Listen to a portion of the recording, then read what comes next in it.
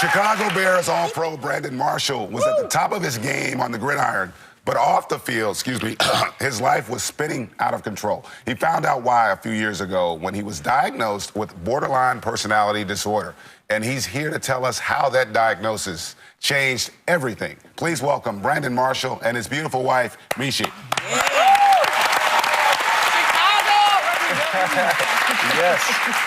Now, as a football fan, Brandon, I remember vividly some of the issues that you had gone through with the emotional outbursts, some run-ins with the law, and some domestic incidents as well. But you're here to tell us why now all of that had kind of evolved in your life, and you not knowing this has now put you in a completely different place. Amen. I mean, isn't it amazing that I'm still sitting here? And I'm not patting myself on the back, but, you know, most of all cases end in suicide or someone in prison.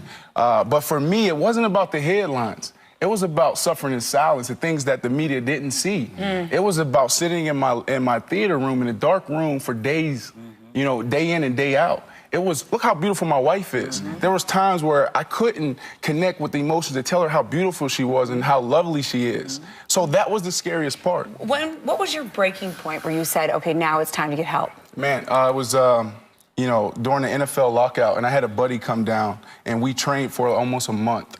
And he, one particular day we were on the field, and he said, Brandon, you need help. And he kept repeating it. And he said, man, you need help.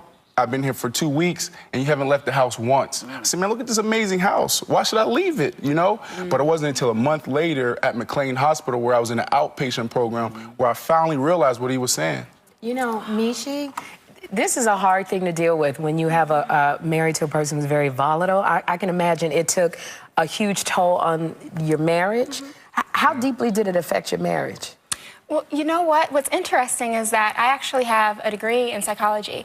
I worked in the field for a few years, and I'm able to look at it from a different perspective. Being a family member to somebody who suffered from mental health, I mean, it was extremely difficult, but the good part about it is that I was able to see more of a compassionate side of things. I was able to be vulnerable with Brandon, and he was able to be vulnerable with me. And even through the struggle, we were able to really stay strong and get through it. Did you ever think about, with as bad as it got, even having a compassionate heart, did you ever think about, you know, this is just too much, I gotta go? Well, of course. Of course, there were definitely very difficult times. I wouldn't be here if you'd have left me, girl. You know what? That's a beautiful story. That is awesome. Brandon, we hear so much about the importance of education. Why don't you tell people exactly what this disease is and how it affects you? Yeah, borderline personality disorder can be nicknamed the emotional disorder. All of us are in the same room right now.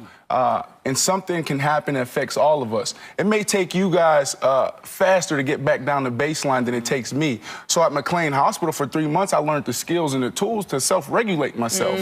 You know, so there's times now where I'm in the middle of a game and I'm meditating. So medicine was never a form of my treatment, but meditation is what I do now to maintain and to stay healthy. Okay, so now, Michi, it's a lot of us don't know that May is Mental Health Awareness Month, and you and Brandon created it's called the Brandon Marshall Foundation. So what is this foundation? What does it do?